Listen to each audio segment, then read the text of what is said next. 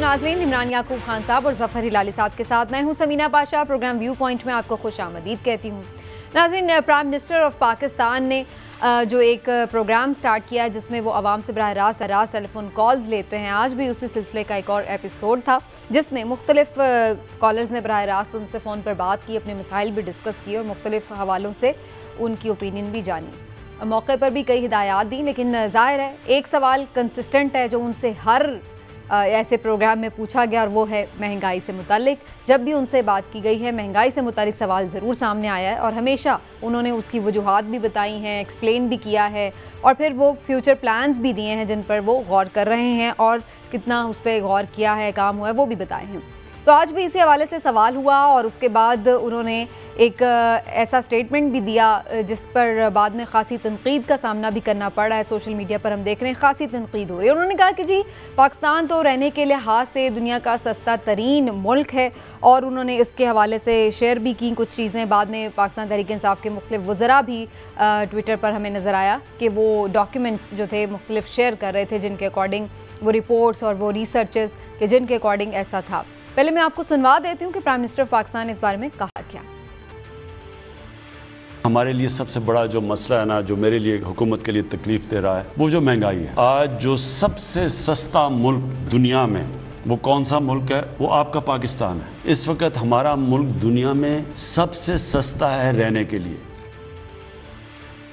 तो एक तो बेसिक इसमें सवाल उठता है वो ये है कि क्या प्राइम मिनिस्टर ऑफ पाकिस्तान ये मानने के लिए ही तैयार नहीं है कि मुल्क में महंगाई है, और जब दूसरे लम्हे वो ये कह रहे हैं कि एक महंगाई ऐसा मसला है जो मुसलसल जिस पे वो गौर कर रहे हैं और कोशिश कर रहे हैं कि उसको काबू किया जाए, तो फिर आखिर दोनों बातों में तज़ाद नज़र क्यों आ रहा है? जब हम इंडेक्स और इशारियों की बात करते हैं, अगर उनमें बेहतरी नज़र आती है तो अवाम की हालत ज़ार में बेहतरी उस तरह से नज़र क्यों नहीं आ रही है? बहुत सारे महंगाई और मईशत से जुड़े सवालात हैं जो इसी जो बयानियाँ है उसके इर्द गिर्द बुने जाते हैं, तो उस पर हम डिटेल में बात करेंगे। इसके अलावा भी उन्होंने इस जो प्रोग्राम था उसमें मुख्तलिफ बातें की, सिंध के लॉकडाउन के हवाले से भी कुछ गुफ्तगू की और इसके साथ साथ उन्होंने एक दफ़ा फिर से अपोजिशन को भी आड़े हाथों लिया, तो उस पर भी बात होगी।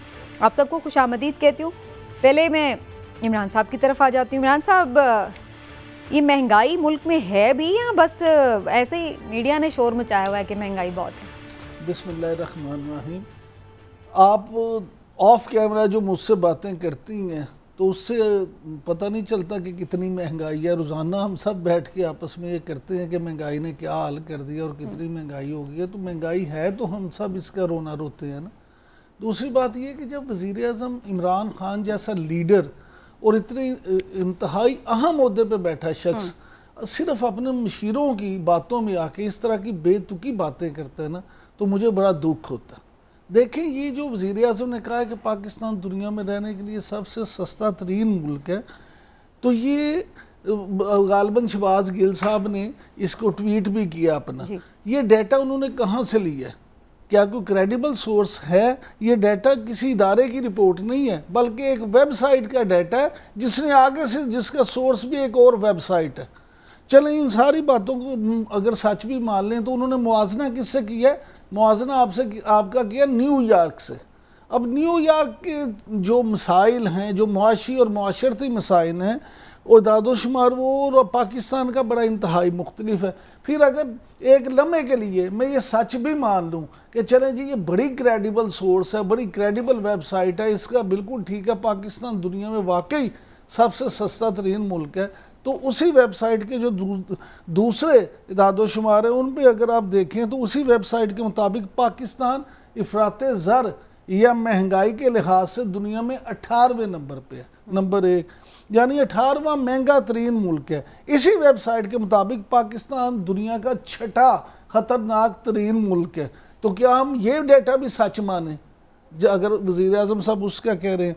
मैं फिर ये कहूँगा कि किसी एक वेबसाइट के डाटे पे हमें नहीं जाना चाहिए बल्कि मुख्तलिफ जो मुस्तनद इदारे हैं डाटा के हवाले से और जिनके इदादोशुमार बड़े बेहतर होते हैं उन पे हमें बिलीव करना चाहिए, उनको लेके इसमें करना चाहिए। लेकिन इमरान साहब, اب اس میں دو تین چیزیں، پہلے میں ہلالی صاحب کا کامنٹ لے لوں پھر اس پر ڈیٹیل میں بھی بات کرتے ہیں. ہلالی صاحب، عام طور پر ہم یہ دیکھتے ہیں کہ لوگ یہ کہتے نظر آتے ہیں کہ جی آٹا مہنگا ہے، چینی مہنگی ہے، بجلی مہنگی ہے، پیٹرول مہنگا ہے، تو بیسک نیسیسٹیز چونکہ مہنگی ہیں تو اس لیے مہنگائی کا ہمیں ایک جنرل پرسیپشن نظر آتا ہے. جبکہ باقی اگر چیزوں کی بات کی جائے تو کیا ہم کہہ سکتے ہیں کہ باقی جو ضروریات زندگی ہیں وہ اس لحاظ سے اتنی مہنگی ہیں یا نہیں ہیں، یا ان کا پرسیپشن کبھی سامنے نہیں لایا جاتا؟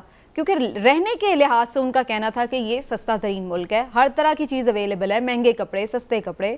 تو اس کو آپ کیسے دیکھتے ہیں مہنگائی کو؟ دیکھیے، یہ کہنا کہ ایک سیٹ آف سٹیٹسٹکس غلط ہے اس لیے کہ وہ سیٹ آف سٹیٹسٹکس کے ساتھ آپ اگری نہیں کرتے، اور ایک دوسرا سیٹ آف سٹیٹسٹکس ہے وہ بالکل صحیح ہے اس لیے اس کا جو کمپیریزن ہے وہ پتہ نہیں کدھر سے آ رہا ہے. سٹیٹسٹکس جیسے انگریزی میں کہتے ہیں can man what you want them to mean. اب آپ بات کریں ہماری ایکچول حالات. ہماری حالات دیکھیے، میں نے نوٹس کیا ہے کہ جب سے کرپشن اور بیڈ گورننس اور ریگنگ، یہ تین چیزیں ہمارے لیکسیکن، ہمارے ووکیبلری سے نکل گئے ہیں، اس لیے کہ ایک آدمی اب پرائم منسٹر ہے جو ایماندار ہے، نہ ریگ کرتا ہے، تو میرے خیال میں اب یہ لوگ جو ہیں یہ ایک ہی چیز ان کے پاس رہ گئی ہے اور وہ ہے مہنگائی. مگر مہنگائی کا ایک بڑا شارٹ آنسر میں دے سکتا ہوں 1.5 منٹ میں، مگر آپ کو میں ان کا ایٹیٹیوڈ بتانا چاہتا ہوں یہ اپوزیشن والوں کو ٹوورڈز مہنگائی. آپ کو پتہ ہے کہ پاکستان کا ریکارڈ کراپ پروڈکشن ہوا تھا اور پرائم منسٹر صاحب نے بھی ذکر کیا. کیا ہوا تھا؟ میز، رائس، ویٹ اور شوگر کین، ریکارڈ پروڈکشن. اس کے جب پرائسز سیٹ کرنے جا رہے تھے تو گورنمنٹ نے کیا کہا؟ گورنمنٹ نے کہا کہ ویٹ کا پرائس 1300 سے 1800 ہونا چاہیے، اور 1800 تھا. مگر سندھ گورنمنٹ نے کیا کیا کہ 1800 سے آفیشل پرائس انہوں نے سیٹ کیا 2000 پہ. ارے آپ چیخ رہے ہیں کہ مر رہے ہیں لوگ، اور جب آپ کے پاس موقع ملتا ہے تو آپ 1800 سے 2000 کر دیتے ہیں، 200 روپیہ اور لگا دیتے ہیں اس کو. تو میں نے سوچا یار یہ کیوں؟ تو جب یہ پوچھا کیوں تو پتہ چلتا ہے کہ سندھ پارٹی جو سندھ میں جو پی پی پی ہے انہیں میجورٹی ممبرشپ یہ تو وڈیروں کا ہے، وڈیروں کے پاس زمین ہے، وڈیروں اور کمائیں گے.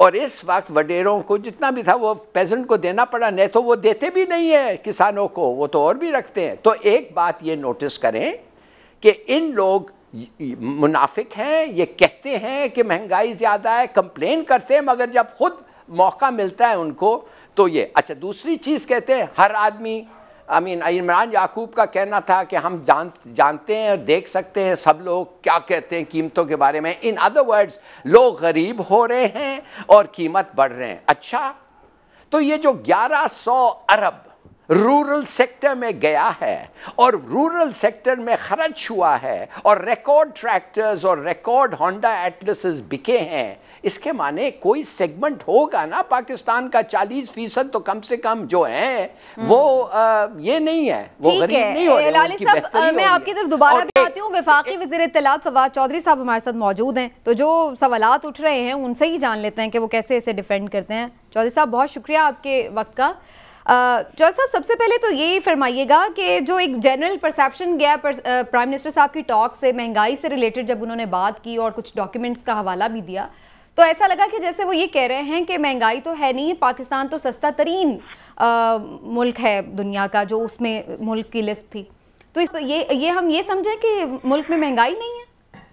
نہیں، انہوں نے پورا واضح طور کے اوپر جو باتیں کہی، انہوں نے کہا دیکھیں سیلریڈ کلاس جو ہے اس کو تو مہنگائی ہوئی ہے اس کے لیے، اور اس کو چیزیں جو ہیں وہ ہرٹ ہوئی ہیں، لیکن مختلف سیگمنٹس ہیں. مثلا جو 60% ہماری پاپولیشن ہے وہ ایگریکلچر سے وابستہ ہے. اب ایگریکلچر کی جو آمدنی میں اضافہ ہے وہ ہماری مہنگائی سے زیادہ ہے. وہ 27% اضافہ مہنگائی میں ہوا ہے، لیکن ان کی آمدنی میں اضافہ 40%، 33%، 40% اضافہ ہے. کیونکہ آپ دیکھیے نا गंदम की कीमत ये जब 2018 में 1200 रुपए थी, इस वक्त 2000 रुपए के ऊपर चली गई है। जो गन्ना था वो 135 पे था, वो अब 300 रुपए पे चला गया है। इसी तरह से मकई है, बाकी सारी फसलें जो है, और फिर बम्पर क्रॉप हुई है। आप जो फॉर एग्जांपल आम आप देखें, इस साल 1.7 बिलियन डॉलर का आम तो एक्सपोर्ट हुआ। तो जो एग्रीकल्चरल सेक्टर है हमारा, वहाँ पे इतनी महंगाई नहीं है जितनी के सैलरीड क्लास को महसूस होती है।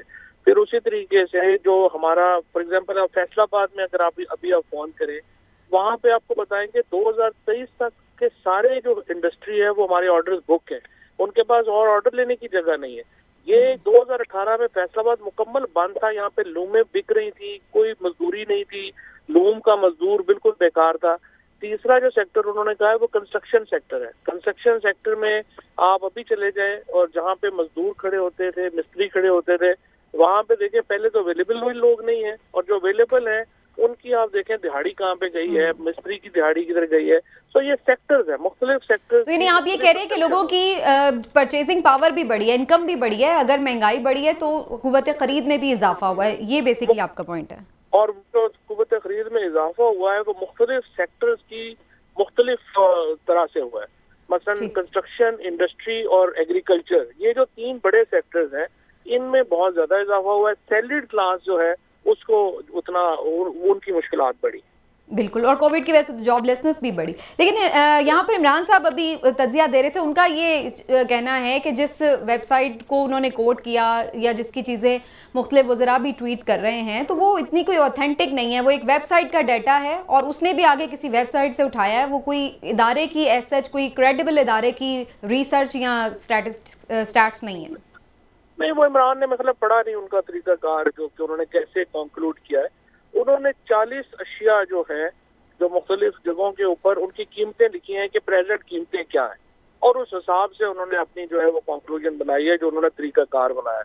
तो वेबसाइट एक तो इतनी नॉन क्रेडिबल नहीं है, बड़ी क्रेडिबल है, लेकिन असल में वो उसकी आप छोड़ दें, आप तरीकाकार देखना। उन्होंने मुख्तलिफ जो 140 ममालिक हैं, उनकी 40 से 45 जो एसेंशियल्स हैं, उनकी जो लिखी है कि यहाँ पे क्या कीमत है, और उसके मुताबिक अपनी लिस्ट तैयार की। और उसमें वाज़ेह तौर के ऊपर जो लोग भी बाहर जाते हैं उनको एहसास है कि पाकिस्तान में उस हिसाब से चीजें जो है वो कम है, उसमें क्या शुरू। लेकिन चौधरी साहब, अभी आपने कहा सैलरीड लोगों के लिए ज़ाहिर है उस तरह से नहीं है चीज़ें बेहतर, तो अब सवाल वही कि 4 बुनियादी चीज़ें, आटा, चीनी, पेट्रोल और बिजली, अगर ये सस्ते हो जाए तो इससे तो फिर बराह रास्त पूरी कौम को फ़ायदा होगा। इसके लिए कोई स्ट्रैटेजी क्यों नहीं अभी तक काबू में आ नहीं रही ये चीजें, इनके रेट्स? देखिए, 2 चीजें जो आपने बुनियादी बातें की है ना, वो है बिजली, और उसमें आप पेट्रोल और गैस शामिल कर लें। अब बिजली, पेट्रोल, गैस तीनों जो है ना एक दूसरे से जुड़े हुए हैं।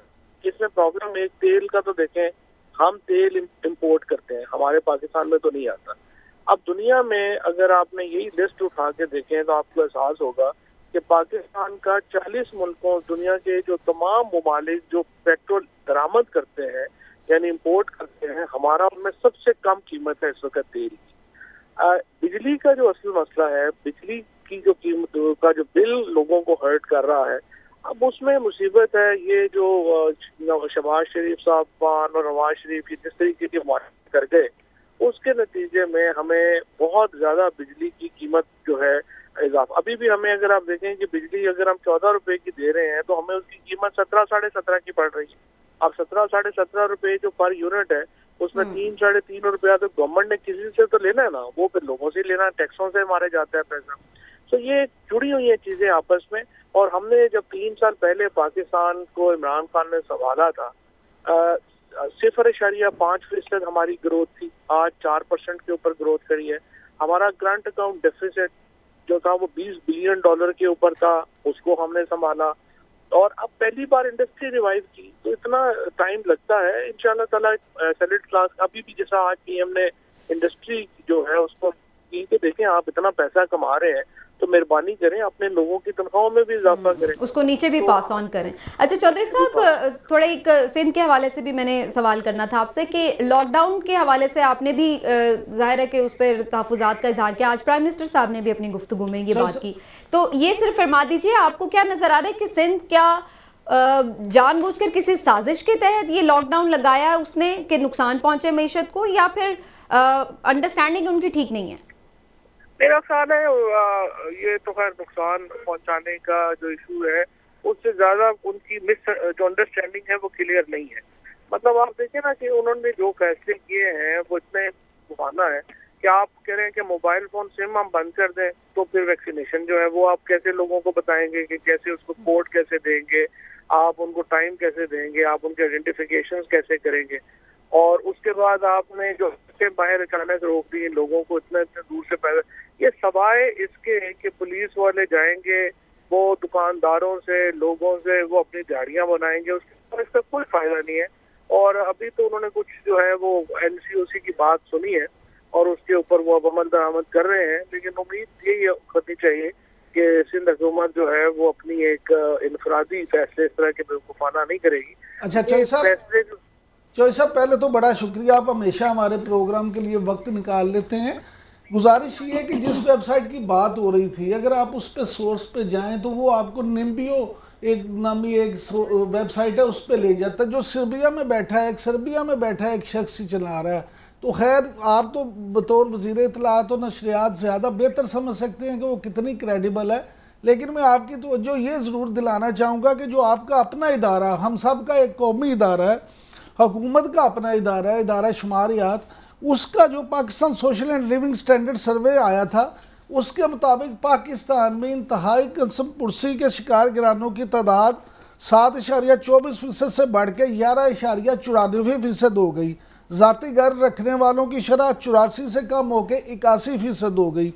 ग़िज़ाई अदम तहफ़्फ़ुज़ का शिकार आबादी की शरह 16% तक पहुँच गई। इसी तरह माशी सूरत हाल में बेहतरी वाले गिरानों की शरह 16.48% से कम होकर 12.7% तक हो गई। तो इन चीज़ों पे भी प्लीज़ अगर रोशनी डाल दें कि अगर हम इतने ही अच्छे जा रहे हैं तो ये सारी चीज़ें कैसे हो रही हैं। अच्छा, पहली बात तो यह है कि जिस तरह मैंने अर्ज किया कि वो वेबसाइट सर्बिया में बैठे होने से तो डिस्क्रेडिट नहीं ना हो जाती। जो लोग भी जहाँ पे बैठे हुए एक काम कर रहे हैं वो क्या काम कर रहे हैं, आपने उसका जो मोडस ऑपरेंडी है वो देखना है। मैंने जिस तरह से अर्ज किया कि उन्होंने जो बेसिक चीजें हैं 40-45 उनकी वो सामने रखी हैं और बताया है कि ये इन मुल्कों में इतनी है और उसके मुताबिक उन्होंने अपना रिकॉर्ड दिया है। आप उस रिकॉर्ड को देख लें, उसको कहें नहीं सही, फलानी चीज सही नहीं है और हम इस मुल्क से महंगे हैं। मसलन अगर आप तेल का ही डाटा निकाल लें और आप डिस्क्रेडिट कर दें कि नहीं तेल पाकिस्तान में तो सस्ता नहीं है। दूसरी बात ये है कि ये मैं तो खुद हैरत में डूब गया हूँ आपकी इस इंफॉर्मेशन से कि पाकिस्तान में 81% लोग जो हैं वो अपने घर ओन करते हैं। ये जो आपने डाटा पढ़ा है ये दुरुस्त नहीं है, इसको आप पहले वेरीफाई कर लें। 81% लोगों के तो करीब भी पाकिस्तान में ओनरशिप नहीं है घरों की। हमारे यहाँ तो अभी आके पहली बार प्राइम मिनिस्टर साहब ने को हाउसिंग की काम शुरू किया है और उसके ऊपर जो है वो अपना हो रहा है। दूसरी बात ये है आपने पर कैपिटा इनकम अभी देखनी है। जो सबसे ऑथेंटिक सोर्स होगा वो ये है कि पर कैपिटा इनकम हमारी बढ़ी है या नहीं बढ़ी। पर कैपिटा इनकम हमारी इस वक्त जो है वो पहले से 2018 से लेकर 3 सालों में अब तक जो है वो बहुत ज्यादा बढ़ी है और इसलिए जो आपकी कुव्वत और जो एग्रीकल्चर इकोनॉमी है उसके अंदर जो पैसा गया है वो 1100 अरब रुपया उसके अंदर गया है। तो ये फिगर्स आपके सामने, लिहाजा ये हर वक्त लुट गए, मर गए, बर्बाद हो गए बनता है ना। ये जाहिर है कि 27 लाख लोग तो जाके इस 3 दिनों में ये जो पिछली छुट्टियां आई हैं वो ईद की छुट्टियां उनमें जो है वो टूरिज्म करने चले गए। वहाँ पे आप नारायण की और बाकी जो नॉर्थ की जरा वीडियो सुनाए ना, वहाँ पे क्या हशर हुआ है गाड़ियों का। तो ये सारे लोग पैसों के बगैर ही वहाँ पे चले गए हैं। तो एक ठीक है कि एक हमारी एक वैसे मीडिया में कई दफा एक अच्छा लग जाता है कि लुट गए, मर गए, बर्बाद हो गए, फिर रेटिंग नहीं तो साहब इस पे तो खैर लंबी बहस हो सकती है, लेकिन क्योंकि अभी प्रोग्राम में उतना वक्त नहीं है, लेकिन मैं आपसे बिल मुशाफा मिल के इस पे बहुत कुछ सीखेंगे, डिस्कस भी करेंगे। बहुत बहुत शुक्रिया आपका फवाद चौधरी साहब, थैंक यू सो मच, आप हमारे साथ मौजूद रहे। लेकिन वैसे तो ये बात खुद भी करने वाली थी कि महंगाई का ऐसा इशू है कि हम जब से जर्नलिज्म में हैं तो ये हम हर गवर्नमेंट में ये बात कंसिस्टेंटली कवर भी करते हैं, कहते भी रहते हैं कि महंगाई बहुत है, महंगाई बहुत है। मैं ज़रा हिलाली साहब चूँकि बात कर रहे थे और फिर बीच में चौधरी साहब से बात शुरू हो गई। الہی صاحب آپ اپنا بھی آرگیومنٹ کمپلیٹ کر لیجئے گا، اور میرا خیال ہے کافی حد تک جو آپ باتیں کر رہے تھے چودھری صاحب نے تو وہی باتیں نریٹ کی ہیں اور آپ ہی کے آرگیومنٹ کو سپورٹ کیا. دیکھیے میں تو یہ سمجھتا ہوں کہ ہر وقت کسی ملک میں دنیا میں پرائسز اس وقت بڑھیں گے جب یہ 5 یا 6 چیزیں ہیں جو سمجھنا چاہیے. اگر تیل کے پرائسز اوپر گئے پرائسز بڑھیں گے. ایڈیبل آئل کے پرائسز ریکارڈ ہائی پہ ہیں، تو کیسے ہو سکتا ہے کہ ایڈیبل آئل کے پرائسز ہمارے ملک میں نہ بڑھیں؟ کووڈ انڈسٹری بند کر رہی ہے، لوگوں کو نقصان ہو رہا ہے. اچھا، فوڈ ڈیمانڈز، پاپولیشن بڑھ رہا ہے، فوڈ ڈیمانڈز بڑھے گی کہ نہیں بڑھے گی؟ بڑھے گی ظاہر ہے. پھر اس کے بعد سپلائی چین جو ہوتا ہے، جو اکانومیز کو رکھتا ہے اور پروگریس، سپلائی چین میں اگر آپ ہکپس آتے ہیں، ٹوٹ پھوٹ یہ وہ اور ہوتا ہے because of corona, because of this and that, پھر پرائسز بڑھتے ہیں. تو اگر یہ 6 چیزیں آپ یاد رکھے، اپنے آپ کو یہ سوال پوچھ لیں کہ کیا اس ملک میں oil prices, edible prices, food demand اور پاپولیشن گروتھ اور سپلائی چین، آپ کو پتہ چل جائے گا کہ ایک اکانومی کی حالت کیا ہے. تو یہ کوئی بڑا سائنس کی بات نہیں ہے. That's what I wanted to say کہ شارٹ ہینڈ تو لوگوں کو انڈرسٹینڈ کرنا پڑے گا اب مہنگائی کے ساتھ ہی جینا ہے. بات یہ ہے سمینا کہ ہلالی صاحب جو کہہ رہے ہیں نا بالکل ٹھیک ہے، لیکن مجھے ایک سوال ضرور پوچھنا ہے ان سے کہ یہ کس نے ٹھیک کرنا ہے؟ کیا حکومتی لوگوں کا کام صرف جھنڈے والی گاڑیوں میں بیٹھ کے گھومنا ہوتا ہے؟ اگر خوردنی تیل واقعی مان لیا ہم نے کہ پوری دنیا میں اس وقت ہائیسٹ ریٹ پہ ہے، لیکن کیا آپ نے آلٹرنیٹ کچھ کیا؟ میں یہ نہیں کہتا کہ آپ نے ابھی کیا تو ابھی نکل آئے، لیکن کوشش تو ہو نا کہ چلیں اگلے چند سالوں میں بلوچستان میں بڑے پیمانے پر زیتون کی کاشت ہو رہی ہے. بات یہ ہے، دیکھیے عمران صاحب آپ نے صحیح بات کہی ہے، آپ صحیح بات کر رہے ہیں، معاف کریے آپ کو میں کاٹ رہا ہوں، صحیح بات کر رہے ہیں، مگر میں آپ سے یہ پوچھنا چاہتا ہوں تیل یا آپ کے پاس ہے یا نہیں ہے نا یار؟ ہمارے پاس تیل نہیں ہے. اب کوئی گورنمنٹ تو جادو کر کے لا کے زمین کے اندر تو نہیں ڈال سکتا ہے.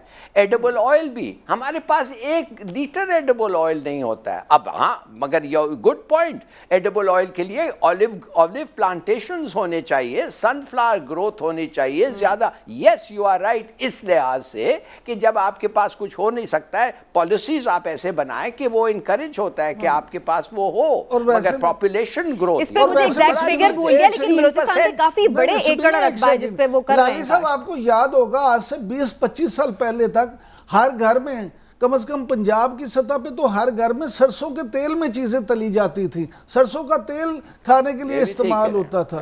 تو اب بات یہ ہے یہاں حکومت نے کیوں ایسے قدم نہیں اٹھائے کہ جس سے دیکھیں ایک اگر آئل ہمیں 300 روپے میں مل رہا ہے تو اگر دوسرا وہی اس سے اچھا آلٹرنیٹ ہمیں 150 میں مل سکتا ہے تو حکومت کو چاہیے ادھر بھی توجہ دے. بالکل صحیح. اور اس پہ توجہ میں جیسے بتا رہی تھی، میں نے خود اس چیز کے اوپر کافی وہ دیکھی ہیں ویڈیوز وغیرہ جس پہ کافی زیادہ اس پہ خیر ہو رہا ہے، لیکن بہرحال جب وہ سامنے آئے گا تو ہی اس پہ بات ہوگی. لیکن ایک چیز جو لاک ڈاؤن کے حوالے سے ہوئی اس پہ میں ایک اینگل سے ضرور دیکھ رہی تھی چیزیں.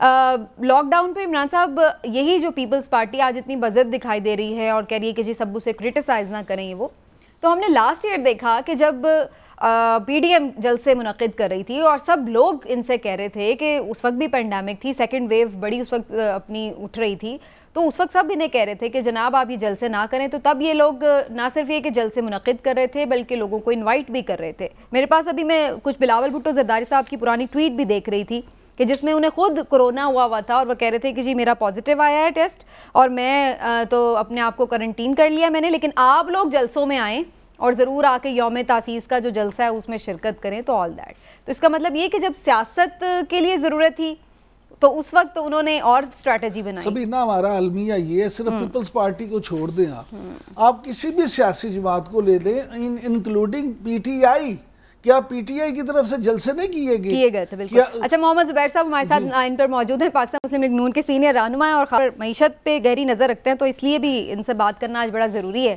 محمد زبیر صاحب، آج پرائم منسٹر صاحب نے تو کہا ہے کہ جناب پاکستان تو سستا ترین ملک ہے رہنے کے لیے، اور آپ لوگ ایسے ہی ہر وقت تنقید کرتے رہتے ہیں کہ بہت مہنگائی ہو گئی ہے، بہت مہنگائی ہو گئی ہے. اگر یہ چیز وزیر اعظم کو 3 سال کے بعد یہ نہیں پتا کہ مہنگائی کے حوالے سے کس طرح سے تجزیہ کیا جاتا ہے، تو کیا جواب دیں؟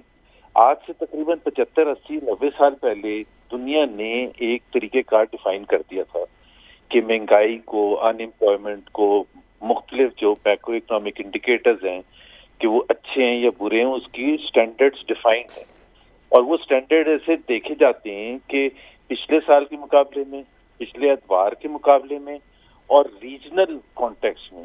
کیونکہ ظاہر سی بات ہے، اگر آپ کہتے ہیں کہ ہماری گروتھ ہے تو پھر وہ کوئی کہتا ہے انڈیا کی زیادہ ہے، تو پھر کیا ہوگا؟ اسی طرح سے مہنگائی کے حوالے سے 2 طریقے ہیں کہ جی اس وقت پاکستان میں پچھلے 3 سال میں خاص طور پر، اور اس وقت بھی مہنگائی زیادہ ہے یا کم ہے، کیونکہ کسی کانٹیکسٹ میں ہوتا ہے نا، کسی کے ساتھ آپ مقابلہ کرتے ہیں نا. تو مثال کے طور پر جب PMLN کی، اور یہ فیکٹس وہ ہیں جو federal bureau of statistics release کرتی ہے، اور میں ہمیشہ کہتا ہوں کہ اگر ہم غلط کہہ رہے ہیں تو کوئی بھی وزیر آ کے پارلیمنٹ میں ڈینائی کرتے ہیں کہ ہم غلط کہہ رہے ہیں. وہ جب ہم نے چھوڑا تھا تو 3% تھی مہنگائی، یعنی کہ 3% انکریزز تھیں اینول بیسس پر، اور یہ سلسلہ کنسسٹنٹلی تقریباً 5 سال تک جاری تھا. لوئسٹ لیول آف انفلیشن تھا پچھلے 25 سال. اب ڈبل ڈیجٹ میں چل رہی ہے پچھلے 3 سال سے موسٹلی، اور پورے خطے میں انڈیا، سری لنکا، بنگلہ دیش، نیپال، بھوٹان، سب کے مقابلے میں ہماری جو انفلیشن ہے سب سے زیادہ ہے. نہیں، لیکن آج وہ کوٹ کر رہے تھے زبیر صاحب ڈاکیومنٹس، اس کے مطابق تو پاکستان سستا ترین ملک ہے. ایون افغانستان اور ازبیکستان یہ سب بھی اس سے بعد میں تھے. نہیں، دیر آر 2 ڈفرنٹ تھنگس. بس یہی تو میں کہہ رہا ہوں کہ میں کچھ غلط الفاظ استعمال نہیں کرنا چاہتا. ایک ہوتا ہے اسٹینڈرڈ آف لیونگ، کہ آپ کی جو سستا ہے یا مہنگا ہے. اب ظاہر سی بات ہے سوئٹزرلینڈ کے مقابلے میں پاکستان بہت سستا ہے، لیکن اگر آپ یہ کہیں کہ پاکستان میں لیونگ سٹینڈرڈ بہتر ہے، پرائز انکریزز زیادہ ہیں یا سوئٹزرلینڈ میں، تو ظاہر ہے سوئٹزرلینڈ میں بہت کم ہے، کیونکہ پاکستان ایک سستا ملک ہے. بٹ ہم کانٹیکس میں نے جس طرح کہا کہ کانٹیکس میں کیا ہمارے یہاں ڈبل ڈیجٹ انفلیشن ہے یا نہیں ہے؟ کیا انڈیا میں ہے؟ نہیں ہے. بنگلہ دیش میں ہے؟ نہیں ہے. سری لنکا کا مطلب وہ اپنے کانٹیکس میں سمجھائیں گے اور آپ اپنے کانٹیکس میں سمجھائیں گے تو عوام کدھر جائیں گے؟ میں تو اکنامک کانٹیکس میں سمجھا رہا ہوں. میں نے تبھی کہا کہ دنیا نے ایک تعین کر لیا تھا. اگر وزیر اعظم صاحب اس کو بالکل ریجیکٹ کر رہے ہیں کہ وہ جو سٹینڈرڈز بنائے تھے دنیا نے، جس کو آج بھی چاہے وہ جو بھی آپ رپورٹ پڑھ لیں، میں نہیں کہتا فیڈرل بیورو آف اسٹیٹسٹکس پھر کیوں ہر پہلی تاریخ کو ایک دیتی ہے نا کہ انفلیشن ریٹ کیا تھے، جس میں فوڈ انفلیشن کا بھی ذکر ہوتا ہے، جس میں اربن ایریاز کی بھی انفلیشن کا ذکر ہوتا ہے، رورل ایریاز کا بھی. پھر آپ یہ کیوں کہتے ہیں کہ چینی مہنگی ہے یا سستی ہے؟ اگر آپ نے سوئٹزرلینڈ یا UK یا کسی اور سے کمپیئر کرنا ہے، چینی پاکستان میں مہنگی ہوئی ہے، دالیں مہنگی ہوئی ہیں، دوسری چیزیں مہنگی ہوئی ہیں. اگر اور خود وزیر اعظم بشمول اور وزیر خزانہ اور تمام وزیر یہ کہتے رہے ہیں اکانومی ریلیٹڈ کہ ہمیں اس پر گرفت. اسد عمر کا میں انٹرویو دیکھ رہا تھا ابھی تھوڑے دن پہلے جیو پر، انہوں نے کہا اس کا ہم کوئی ڈیفینس نہیں کر سکتے کہ مہنگائی کیوں اتنی زیادہ. ظاہر سی بات ہے، it's a matter of concern. اور یہ بھی میں بتا دوں، for a third world country سب سے نمبر 1 آبجیکٹو جو ہوتا ہے for a third world country ruler کا یا رولنگ پارٹی کا، وہ مہنگائی کو کنٹرول کرنا ہوتا ہے. ٹھیک ہے، تو آپ کو یہی لگتا ہے کہ مہنگائی کنٹرول کرنے میں ناکام ہے گورنمنٹ. لیکن زبیر صاحب وہ تو اس کا بھی ملبہ آپ لوگوں پہ ہی ڈالتے ہیں ویسے، چونکہ آج بھی جب پرائم منسٹر صاحب سے کویشچن ہوا تو ایک کویشچن کے آنسر میں انہوں نے یہ بات کی. 6 مہینے کے بعد آپ ڈال سکتے ہیں ملبہ، آپ 1 سال کے بعد ڈال سکتے ہیں. مجھے اگر بتائیں کہ آج اگر وہ یہ ملبہ ڈال رہے ہیں ہمارے پر، مان لیا کہ جی ہماری وجہ سے 3 سال کے بعد، تو 5 سال کے بعد بھی ڈال دیں گے. تو پھر مطلب کون سا وہ ایک پیریڈ آئے گا وزیر اعظم ڈیفائن کرتے ہیں جب ان کی اونرشپ ہوئے گی اور ان کی رسپانسبلٹی ہوگی اور ان کی اکاؤنٹیبلٹی ہوگی. اچھا، آپ اپنی اونرشپ کی بات کریں، یہ بتائیں آج کل آپ کی پارٹی کی اونرشپ کس کے پاس ہے؟ ہم پاکستانی میڈیا تو بڑا کنفیوز ہے اس میں. چلیں وہ بعد میں بات کریں گے. تھوڑی سی تو بتا دیں نا، کچھ جاتے جاتے یہ تو بتا دیں کہ کس کے پاس اونرشپ ہے. لیں جی، لگتا ہے ابھی ڈیسائیڈ نہیں ہوا، اسی لیے انہوں نے فون کاٹ دیا عمران صاحب. تو آپ بات کر رہے تھے عمران صاحب لاک ڈاؤن کے حوالے سے بھی اور اوورآل. میں یہ کہہ رہا تھا کہ دیکھیں صرف پیپلز پارٹی نہیں، تمام سیاسی جماعتوں نے، PDM میں اس وقت پیپلز پارٹی، مسلم لیگ، جمعیت علماء اسلام، 3 بڑی جماعتیں تھیں. حکومتی آپ دیکھیں اس وقت وزیر اعظم خود इमरान खान साहब बड़े बड़े जलसों में जाते थे और किसी में कोई ना कोई मास्क पहनता था ना कोई और लेकिन उन्होंने लॉकडाउन तो नहीं लगाया ना, ये कल तो लॉकडाउन के खिलाफ थे। आज मेरी गुजारिश सुन लेना, यहाँ प्रॉब्लम ये है जो मैं बात उस वक्त शुरू कर रहा था कि अपने सियासी मकासद के लिए बयानबाजी कुछ और तरह से होती है और वैसे बयानबाजी कुछ दूसरे तरह की, अपना सियासी फ़ायदा। अब सिंध गवर्नमेंट को इसमें लग रहा है कि क्योंकि बहुत वहाँ फैल रहा है कराची में, अल्लाह पाकिस्तान को महफूज रखे, लेकिन कराची में जो सिंध में जो सिचुएशन चल रही है इंडियन वायरस की, डेल्टा वेरिएंट की, उससे हालात को बेहतर नहीं है। तो अब उन्होंने कह दिया जी हम कर लेते हैं, लेकिन उसमें फिर कभी कहते हैं हमने ये कर लिया, कभी कहते हैं हम ये नहीं करेंगे, कभी कहते हैं जी हमने ये दुकानें खोलनी है, कभी कहते हैं ये तो वो खुद भी वो सही तरह से फैसला नहीं कर पा रहे और वो एनसीओसी पे डालते हैं, एनसीओसी कहता नहीं जी इनकी अपनी गलती है। चलिए हिलाली साहब कुछ कमेंट कर रहे हैं। जी हिलाली साहब, देखिए इन्होंने ये 3% की बात की है, इनको पूछे 2020 में पेट्रोल का कीमत क्या था। 2020 में पेट्रोल का कीमत $40 बैरल था, आज $75 बैरल है। ये क्या बातें करते हैं कि मैंने कहा था आपको कि ऑयल प्राइसेस देखें, एडिबल ऑयल प्राइसेस देखें, कोविड के इम्पैक्ट देखें, फूड डिमांड और पॉपुलेशन देखें और सप्लाई लाइन देखें। कम से कम ये कोई एक रैशनल चीज होती है ना। ये कहना कि उस वक्त 3% थे और जब पता चला कि $20 पर बैरल ऑयल है और आज $75 है, मिसाल के तौर पे आज 73 है, बल्कि मैं थोड़ा सा हिल गया हूँ इस किस्म के स्टफ आके पब्लिकली कहना। You should do a little bit of homework. और अगेन वही बात है लाल साहब, आपकी बात ही को सपोर्ट करते हुए कि हर कोई अपने कॉन्टेक्स्ट में चीज़ों को देख रहा होता है, जिससे चीज़ें और कंफ्यूज भी हो जाती हैं। इस तरह तो वो एक दफ़ा चौधरी साहब को, मैंने फवाद चौधरी साहब को सुना कहते हुए, वो कहते इस तरह तो मैं भी कह सकता हूँ यूब के दौर में जी ₹2 मन आटा था, तो अभी नवाज शरीफ के दौर में क्यों 35 रुपए था। हिलाली साहब की जो बात है ना पेट्रोलियम मसनूआत के हवाले से, वो किसी हद तक ठीक है, लेकिन उसमें ये देखिए हुकूमत जो लेवी टैक्स के जरिए उस पर टैक्सेस लगा के वो अवाम पे मजीद बोझ डालती है ना, उससे अवाम को ज्यादा तकलीफ सबसे कम इस वक्त 4 रुपए। देखिए इमरान साहब, अगेन आई से टू यू, आप ये गवर्नमेंट ने जितना पेट्रोलियम लेवी कम किया है, जितना अपने लिए टैक्स जो गवर्नमेंट अपने लिए रखती है अपने एक्सपेंडिचर के लिए पेट्रोल पे, कोई गवर्नमेंट ने नहीं किया है। $30 तो 30 रुपये से ये आ गया है कोई 5 या 7 रुपये पर। ये हाँ बजट में वो 450 अरब से उसको 610 अरब पे ले गए, तो वो अवाम से ही वसूल होगा ना, हमने ही देना है, किसी और ने तो नहीं देना। चले उस पे इतराज़ात ठीक है, ये तो जी ऑन गोइंग एक बहस है और इस पर हम ज़ाहिर दिनों में भी बात करते रहेंगे और देखते हैं कि जी क्या वाकई सूरत हाल ऐसे ही है। अल्लाह करे कि आवाम के लिए सहूलत भी हो और आसानियाँ पैदा हों और उससे ये हुकूमत अच्छे तरीके से निमट सके। एक ब्रेक लेते नाज़रीन, ब्रेक से वापस आते हैं तो एक और इम्पॉर्टेंट मामला जिस पर गुफ्तगू बड़ी ज़रूरी है। गिलगित बल्तिस्तान को एक आर्जी सूबा बनाने के हवाले से मुजवज़ा तैयार कर लिया गया है और वो प्राइम मिनिस्टर साहब को पेश भी किया गया है।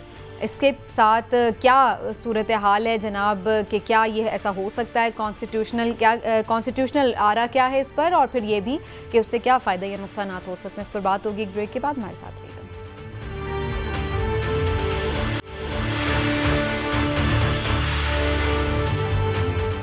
वेलकम बैक नाज़रीन। गिलगित बल्तिस्तान के हवाले से एक अहम खबर है जनाब कि इसको अबूरी सूबा के बजाय अब आर्जी सूबा का दर्जा दिया जा रहा है और इसके लिए कुछ तरमीम करने की भी ज़रूरत थी आइन में, उसके लिए एक मुसवदा तैयार किया जा रहा है और इसके तहत कुछ चीज़ें ज़रूर चेंज होंगी। जैसे कि बताया जा रहा है कि जनाब GB की जो सुप्रीम एपेलेट कोर्ट है उसको ख़त्म किया जा सकता है और इलेक्शन कमीशन को इलेक्शन कमीशन ऑफ पाकिस्तान में ही ज़म कर दिया जाएगा। इसी तरह से और भी कुछ चेंजेस इसमें बताए जा रहे हैं जो उस पर हम डिटेल में अभी बात भी करते हैं। लेकिन सबसे पहला जो सवाल है इस पर उठता वो यही कि क्या आईन पाकिस्तान इस बात की इजाज़त देता है, अगर देता है तो उसका रास्ता किस तरह से निकलेगा, क्या होगा, इस पर बात कर लेते हैं। जनाब कानूनी मशावरत की बड़ी ज़रूरत है तो जस्टिस रिटायर्ड शाइक उस्मानी साहब ने हमें ज्वाइन किया, तो उनसे बात करते हैं कि क्या वो समझते हैं इस बारे में। जस्टिस साहब बहुत बहुत शुक्रिया आपका वक्त देने के लिए। जस्टिस साहब, ये एक हसास मामला यूं भी है कि जाहिर है कश्मीर कॉज भी इससे जुड़ा है तो लोग उस पर भी देखते हैं, लेकिन सबसे पहले तो इस पर आईनी वजाहत बड़ी ज़रूरी है कि किस तरह से इसके लिए कितनी मेजॉरिटी चाहिए होगी, किस तरह से ये अबूरी सूबे से आर्जी सूबे का मतलब क्या होगा, ज़रा इसकी वजाहत कीजिएगा प्लीज़। دیکھیے آرٹیکل 1 کانسٹیٹیوشن کا جو ہے وہ کہتا ہے کہ پاکستان میں کون کون سے پروونسز ہیں، اور اس میں 4 کا ذکر ہے جو ہمارے پروونس ہیں، اور کسی کا ذکر نہیں. لیکن یہ ضرور ذکر ہے کہ پارلیمنٹ کبھی چاہے تو کسی اور علاقے کو بھی انکلوڈ کر سکتا ہے. تو اس شک کے تحت یہ ہو سکتا ہے، لیکن اس کے لیے ایک کانسٹیٹیوشنل امینڈمنٹ چاہیے. کانسٹیٹیوشنل امینڈمنٹ کے لیے آپ کو جیسے معلوم ہے کہ 2/3 میجورٹی کی ضرورت ہے. تو اس کی جب میجورٹی 2/3 کی میجورٹی ہوگی، کانسٹیٹیوشنل امینڈمنٹ کریں گے، اس صورت میں پھر ایک نیا پروونس بن سکتا ہے. وہ تو ایک قانونی چیز ہے. لیکن دوسرا جو پہلو اس کا جو آپ نے ذکر کیا کہ یہ تو بصورت کشمیر کا حصہ تھا گلگت بلتستان، تو اب چونکہ وہ ڈسپیوٹ ٹیریٹری تھا، اس کو ہم اگر اپنا حصہ بناتے ہیں تو اس کا کیا امپیکٹ ہوگا. کیونکہ ابھی آپ نے دیکھا جس طرح سے اسپیشل اسٹیٹس جو آکوپائڈ کشمیر کا جو چینج کیا گیا انڈیا میں، تو اس کی وجہ سے ہم نے کافی پروٹیسٹ کیا اور لوگوں نے پروٹیسٹ کیا. تو اگر ہم یہ کرتے ہیں، اس کو اپنا پروونس بناتے ہیں، تو اس صورت میں یہ ایک ایشو سیاسی ایشو جو ہے وہ سامنے آئے گا. صورت وہ تو اپنی جگہ پر سیاسی چیز ہے، لیکن قانونی طور پر اس کے لیے راستہ موجود ہے، کانسٹیٹیوشنل امینڈمنٹ کی ضرورت ہے.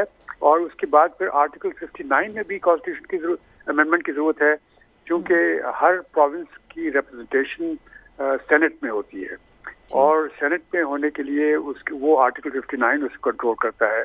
تو اس کے مطلب کہ سینٹ کی جو ممبران ہیں ان کی تعداد کو بڑھانا پڑے گا، کیونکہ ابھی جو ہے وہ تو 4 کے لیے ہے. تو جب 5واں پروونس بھی اگر بن جائے گا تو اس کی تعداد بڑھانی پڑے گی. لیکن جسٹس صاحب، ایک عارضی صوبہ بنانے میں اور ایک پرماننٹ صوبہ بنانے میں کیا فرق ہوگا قانونی طور پر؟ عارضی صوبے کی تو کوئی گنجائش نہیں ہے آئین میں. عارضی صوبہ آپ کہتے رہے سیاسی طور پر، لیکن وہ اگر چیلنج ہو جائے تو وہ نیچرلی اس کو سپریم کورٹ غلط ڈکلیئر کر دے گی. عارضی صوبے کی کوئی گنجائش نہیں ہے. یا جس طرح سے ابھی معاملہ چل رہا ہے وہ چل رہا ہے، لیکن اگر آپ اس کو صوبے کا اسٹیٹس دیں گے تو پھر پراپر صوبے کا دینا. تو کیا پھر اس میں جیسے آپ نے خود بھی ذکر کیا کہ کشمیر کے ساتھ ظاہر ہے کہ یہ ریلیٹڈ سارا معاملہ ہے، تو کیا انڈیا اس چیز کو عالمی عدالت انصاف میں چیلنج بھی کر سکتا ہے اگر ہم ایسا کوئی اسٹیٹس لیتے ہیں؟ نہیں، انڈیا تو نہیں چیلنج کرے گا، کیونکہ اس نے خود ہی یہ حرکت کی ہوئی ہے. اسپیشل اسٹیٹس آکوپائڈ کشمیر کا اس نے چینج کر دیا، تو وہ یقیناً چیلنج تو نہیں کریں گے اس کو، لیکن وہ یہ کہیں گے کہ جی جو ہم نے کیا وہ انہوں نے کر دیا، تو اب ہم نے کیا غلط کیا. ٹھیک ہے. چلیے، بہت بہت شکریہ آپ کا جسٹس ریٹائرڈ شائق عثمان ہمارے ساتھ موجود. تو جناب، آئینی طور پر گنجائش تو موجود ہے، لیکن ظاہر ہے کہ اس کو دیکھنا پڑے گا کہ اس کے لیے مطلوبہ جو میجورٹی ہے وہ بھی پاکستان تحریک انصاف کے پاس ہے یا نہیں. ہلالی صاحب، اب آ جاتے ہیں ذرا اس کے تھوڑا سیاسی پہلو کی طرف، جس کی طرف کچھ نشاندہی تو جسٹس صاحب نے بھی کی ہے. ہلالی صاحب، یہ پاکستان کے فائدے میں چیز جائے گی یا نقصان میں؟ پہلی بات تو یہ ہے کہ جو سٹیٹس ہے گلگت بلتستان کا، وہ جموں اینڈ کشمیر کے لوگ کہتے ہیں مختلف ہے. کیسے؟ گلگت بلتستان کو راجہ وہ غلاب سنگھ سے برٹش نے لیا تھا، لیز پہ لیا تھا. لیز پہ لیا اور جانے کے پہلے 1947 میں انہوں نے اس کو واپس کر دیا تھا. مگر جب انہوں نے واپس کیا پھر کیا ہوا؟ گلگت سکاؤٹس میجر براؤن کے ساتھ وہ رائز کیا ریولٹ میں، اور انہوں نے اپنے آزادی ڈکلیئر کیا. اور ان کی آزادی ایک پکی آزادی تھی کہ اس وقت گلگت بلتستان کے اوپر گلگت سکاؤٹس کے علاوہ کوئی اور اتھارٹی تھا نہیں، اور کشمیر کے تو اتھارٹی ختم ہی ہو گئی تھی اور برٹش نے چھوڑ کے چلے گئے تھے. 2 ہفتے بعد انہوں نے پاکستان کو اپنے مرضی کے مطابق ایکسیڈ کیا تھا. تو ایک پوائنٹ آف ویو یہ ہے کہ یہ ایک انڈیپینڈنٹ اسٹیٹ بن کے پاکستان کو ایکسیڈ کیا، in like Jammu and Kashmir جن کے پاس دو رائٹس تھے. ٹھیک. اب بات یہ ہے کہ یہ ہم نے نہیں کہا گلگت بلتستان کو تم پروونس بنو، انہوں نے ہمیں کہا. 2008 کی جو اسمبلی تھی ان کی گلگت بلتستان کی، جدھر بائی دا وے ایک چیف سیکرٹری بھی ہے اور ادھر گورنر بھی ہے, چیف سیکرٹری ہے اور سی ایم بھی ہے. ہاں, وہ ان لوگوں نے پوچھا ہمارے سے, انہوں نے کہا we want the same status. تو ہم نے کہا بھائی نہیں ہو سکتا, اس لیے کہ ہم تو چاہتے ہیں کہ یہ رہیں جموں اینڈ کشمیر کا حصہ. کیوں آپ پوچھیں گے؟ اس لیے وہ ہم چاہتے ہیں کہ جب پلیبسٹ ہوگا تو پھر یہ مسلمان ہمارے لیے ووٹ کریں گے, پاکستان کے لیے ووٹ کریں گے. In other words they are our elected, Pakistan کی ووٹ بڑھے گی. تو ہم تو چاہتے ہیں کہ یہ party of Jammu and Kashmir رہے, مگر یہ نہیں چاہتے ہیں. وہ کہتے ہیں ہماری ترقی نہیں ہو رہی ہے, یہ وہ. اور 2008 میں انہوں نے حاصل کیا.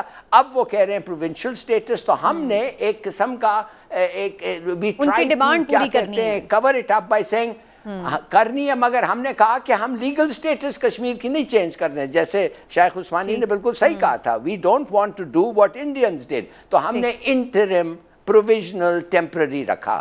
میرے خیال میں it's a good middle way, اور کچھ ایسا ہمارا کیس ڈیمیج نہیں ہوتا ہے. I don't think so. Imran صاحب آپ کا کیا موقف ہے؟ دیکھیں 2008 کی اسمبلی کے علاوہ موجودہ اسمبلی نے بھی یہ قرارداد منظور کی تھی متفقہ طور پہ کہ جناب ہمیں پاکستان کا ایک صوبہ ڈکلیئر کیا جائے. تو یہ جیسے ہلالی صاحب فرما رہے تھے, یہ ان کا اپنا مطالبہ ہے. دوسری بات یہ ہے کہ دیکھیں وہاں بھی ابھی بھی صوبائی نظام تو ہے, لیکن وہ برائے نام ہے. ان کو وہ قانونی اور آئینی حقوق اس طرح سے حاصل نہیں جو ملک کے دیگر صوبوں کو حاصل ہیں. وہ خود ہمارے ساتھ شامل ہونا چاہتے ہیں اسی لیے کہ وہاں پہ ترقی ہو, وہاں پہ کام ہو. اب معاملہ یہ ہے کہ گلگت بلتستان آپ دیکھیں اس کی پوزیشن کیا ہے. اگر آپ اس کا حدود ربا چیک کریں تو یہ بھی آپ کا سمجھنا سب کے لیے ضروری ہے کہ دیکھیں اس کی سرحدیں چین, انڈیا اور تاجکستان تینوں کے ساتھ ملتی ہیں.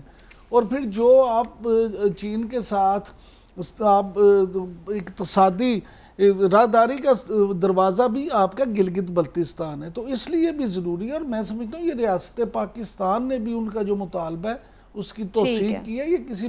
یہ پی ٹی آئی یا مسلم لیگ نون یا پیپلز پارٹی کی بات نہیں ہے. تو پھر اس کا مطلب ہے ساری سیاسی جماعتیں اس پر ساتھ دیں گی. تمام سٹیک ہولڈرز جو ہیں وہ متفق ہیں, ریاست پاکستان کا یہ فیصلہ ہے. اور آپ دیکھیں گے کہ تمام سیاسی جماعتیں قومی اسمبلی میں بھی سینٹ میں بھی اس پہ حق میں ووٹ بھی دیں گی, اور یہ ہو جائے گا.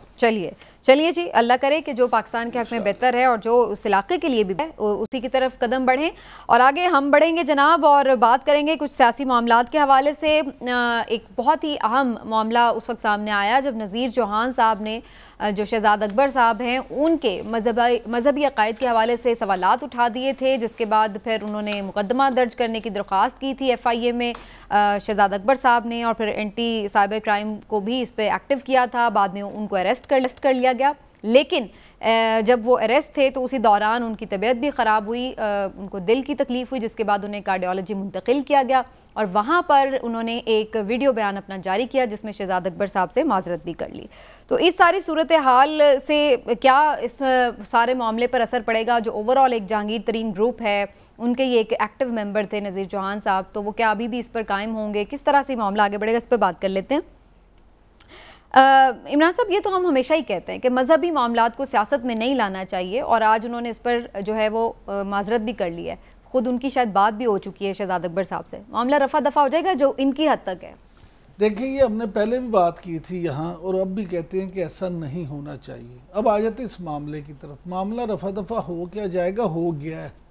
اور شہزاد اکبر صاحب کیونکہ ماشاءاللہ اس وقت بڑے بااثر ہیں اور وزیر اعظم کے بھی انتہائی قریبی اور قابل اعتماد ساتھی کے طور پہ جانے جاتے ہیں, تو ان کے معاملے میں آپ نے دیکھا کہ ایف آئی اے, پولیس, سب لوگ اس طرح سے ایکٹیو ہوئے تھے. تو اب معاملہ یہ ہے کہ ان کا وے آؤٹ نکل آئے گا, اور چیزیں یہ کم از کم نذیر چوہان کے معاملے میں معاملات حل ہو جائیں گے. ٹھیک ہے, لیکن اصل ایشو ہے جہانگیر ترین کے گروپ کا.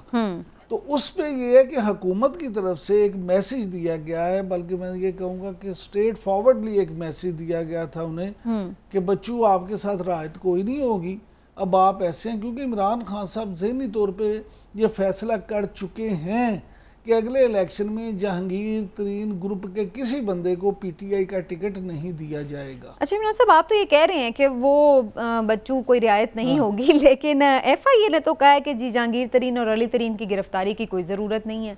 تو ایسا لگ رہا ہے کہ FIA تو تھوڑا سافٹ ہے ان کے لیے. نہیں، بات یہ نہیں ہے، بات یہ ہے کہ جب وہ ہر پیشی پہ پیش ہوتے ہیں، FIA کا اپنا ایک طریقہ کار ہے. میں آپ سے عرض کروں، FIA میں جب آپ کی کوئی انکوائری ہوتی ہے تو پولیس کی طرف وہ یہ نہیں کرتے کہ آپ کو پہلے گرفتار کر لیں اور اس کے بعد انکوائری کریں. FIA میں پہلے آپ کی پوری پراپر انکوائری کی جاتی ہے، اس کے بعد آپ کے خلاف مقدمہ درج کیا جاتا ہے اور پھر آپ کو گرفتار اور انٹل انلیس آپ انویسٹیگیشن میں تعاون کر رہے ہیں، آ رہے ہیں، تو پھر ٹھیک ہے. ہلالی صاحب، آپ کا کیا پوائنٹ آف ویو ہے جہانگیر ترین کے معاملے کو لے کر کے؟ کیا عمران خان صاحب اس پر سوچ کے بیٹھے ہیں اور یہ مسئلہ آگے بڑھے گا آنے والے دنوں میں یا پھر ختم ہو جائے گا؟ میں خیال میں کہ دونوں نہیں چاہتے ہیں کہ ان کی لڑائی بڑھے اور کوئی فائدہ نہیں ہے، دونوں کے لیے نقصان ہے. تو I think they would be stupid to fight. کیا کس بات پہ وہ لڑیں گے؟ ایک آدمی نے اس پارٹی کے بڑے سیکریفائسز دیے ہیں، دوسرا سمجھتا ہے مگر اس کو شاید اچھا نہیں لگا کہ بعد میں اس نے جو حرکتیں کی ہیں. تو what is the point in fighting? آپ اگر لڑنا چاہتے ہیں تو یہ کوئی فائدہ نہیں ہے، آپ کا تو کوئی خاص بینیفٹ نہیں ہوتا ہے. اور میں سمجھتا ہوں اب ہم لوگ دیکھیے، اب 7 سال تک عمران خان اس ملک کا پرائم منسٹر رہے گا، اور اس وقت کوئی آدمی خواہ اس کے خلاف جا کے کھڑا ہونا اور ووٹ اس کے خلاف پریپیئر کرنا، تو ووٹ تو is like throwing your vote in the gutter. میرے خیال میں کہ یہ ترین بڑا سمجھدار آدمی ہے، اور جو بھی ہوا ہے وہ کیوں چاہے گا کہ بھئی نیکسٹ 7 ایئرز کے لیے جو آدمی ہوگا اس کے ساتھ خواہ میں لڑوں اور ایک سٹانس لوں. ہلالی صاحب، مجھے وہ غالب کا مصرع یاد آ رہا ہے کہ دل کے بہلانے کو غالب یہ خیال نظر آ رہا ہے کہ وہ اگلی ٹرم نہیں مل سکتی خان صاحب کو، آپ کو مشکل لگ رہا ہے؟ نہیں، دیکھیں پاکستان میں ویسے تو پہلے بھی یہ ہوا بھی نہیں ایسا ہے، کوئی ایگزامپل بھی نہیں ہے. لیکن دوسری بات یہ ہے کہ الیکشن میں آپ دیکھیں گے جو موجودہ اس وقت تک کے کیا حالات ہوتے ہیں اس کے مطابق. ویسے ہوا تو پہلے KP میں بھی کبھی نہیں تھا، لیکن وہاں پہ بھی ریپیٹ ہو گئی گورنمنٹ.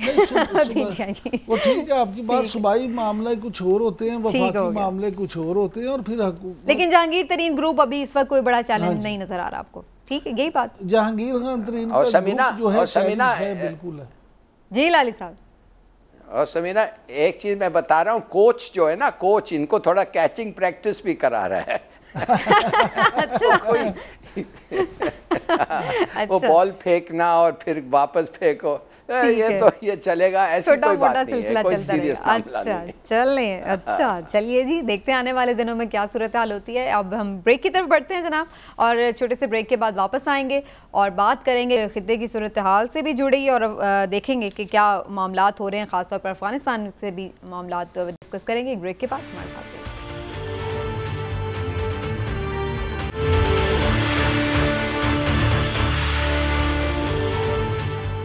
ناظرین، طالبان کا ایک وفد چینی وزیر خارجہ سے ملا ہے. کیا بات چیت ہوئی، کیا امپیکٹ ہوگا، بات کرتے ہیں ہلالی صاحب سے. جی ہلالی صاحب، طالبان کی ڈپلومیسی کی آپ بات کر رہے تھے، وہ تو چائنا تک جا پہنچے، تو اب کیا معاملات ہونے جا رہے ہیں، کیا بات چیت ہوئی؟ Excellent diplomacy. انہوں نے روس کے ساتھ زبردست، چین، Iran, central Asian republics, Pakistan, ان سب کے ساتھ بڑے اچھے تعلقات ہیں، اور ریکگنیشن جیسے وہ کابل لیتے ہیں وہ ریکگنیشن ان کو مل جائے گا. مگر ایک بڑا ڈسٹربنگ فیچر ہے اس پورے چیز میں، اور وہ یہ ہے سمینا کہ امریکنوں نے طے کیا تھا ان کے ساتھ کہ تم ہمارے فورسز کو نہیں اٹیک کرو گے، اور انہوں نے وہ وعدہ پہ پورا رکھا، یہ ہے طالبان نے. مگر یونائٹڈ اسٹیٹس ایئر فورس جو ہے وہ ان کو اٹیک کر رہا ہے کابل کے آن کابلز بیہاف. یہ کوئی اس اگریمنٹ میں نہیں تھا، اور میرا خیال میں یہ اگریمنٹ کا کچھ حد تک خلاف ورزی ہے. مگر اس سے بڑا میں سمجھتا ہوں کہ اس وقت امریکن ہوائی جہاز کے ایئر سپیس سے طالبان کے خلاف ایکشن لے رہے ہیں، اور یہ ہمارے معاہدے کے خلاف ہے. میں سمجھتا ہوں ہمارا معاہدہ یہ ہے کہ اگر نہیں، میں کہتا ہوں آپ کو، یہ تو ابھی آگے ہیں، وی لاگز پہ چل رہا ہے یہ، اور میں یہ سمجھتا ہوں کہ اگر یونائٹڈ اسٹیٹس، ہم نے ان کو کہا ہے کہ آپ کے فورسز، اگر آپ کے فورسز پہ اٹیک ہو رہا ہے، ان کو بچانے کے لیے آپ ہمارا ایئر سپیس استعمال کر سکتے ہیں، مگر ہم نے ہرگز اجازت ان کو نہیں دی ہے کہ اگر طالبان، افغان طالبان کے فورسز رژیم کے خلاف ہے، ٹھیک ہے لالی صاحب چلیں مجھے ایک لاسٹ کامنٹ اس پہ بھی لے لینا چاہیے. جی عمران صاحب لاسٹ منٹ. بالکل اس طرح کا ممکن نہیں، اور پاکستان کسی طور بھی ان کو، امریکہ کو کیا کسی کو بھی اس بات کی اجازت نہیں دے گا اور نہ دی ہے ابھی تک. اور اس پہ بڑی پاکستان کی طرف سے ویسے بھی کوئی اتنی اوتھینٹسٹی تو نہیں ہوتی. یوٹیوب آپ کو پتا ہے جس کا جو دل چاہتا ہے اس پہ وہ بات ویلاگ میں کر لیتا ہے، لیکن پاکستانی حکومت کی طرف سے، اداروں کی طرف سے بڑی سختی سے اس بات کا کہا گیا کہ جی ایسی کوئی چیز بھی اور کسی چیز میں کلیئرٹی ہونا ہو اس پہ ضرور ہے. بالکل کلیئرٹی ہے، اور حکومت کی طرف سے، ریاست کی طرف سے کلیئرٹی ہے کہ ایسا کوئی بھی اقدام نہیں کرنے دیا جائے گا. ٹھیک ہے. اچھا جی، یہ تو ہے افغانستان کے حوالے سے صورتحال، اور اس پر مزید بھی بات یہ ہے کہ ظاہر ہے پاکستان کے پرائم منسٹر صاحب نے بھی جو ہے بات چیت کی افغان میڈیا کے نمائندوں سے، ان کو بھی بڑے سیر حاصل انہوں نے جواب دیے، اور بڑا کلیئرٹی سے انہوں نے کہا ہے کہ جی طالبان جو کچھ بھی کر رہے ہیں اس سے پاکستان کا کوئی سروکار نہیں ہے. Pakistan is very clear about Afghan strategy. Now چلیے جی آج کا پروگرام ختم کرتے ہیں، انشاءاللہ پھر آپ سے ملاقات ہوگی. اللہ حافظ.